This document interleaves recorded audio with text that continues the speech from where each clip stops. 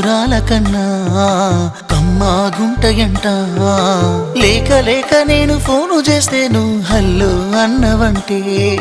బెల్లం బువ్వ కన్నా తీయగుంటదంట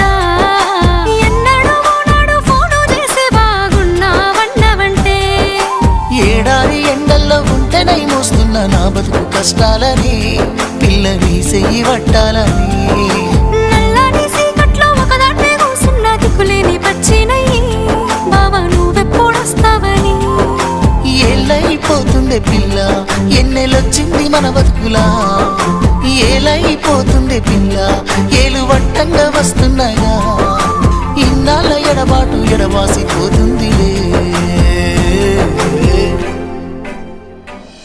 ఈ సీనయ్య గుంటున్నదే సినదారా నీ కోసము ఈ దూరాన్ని చెరుపుతూ తీరాల తెగిరింది అందా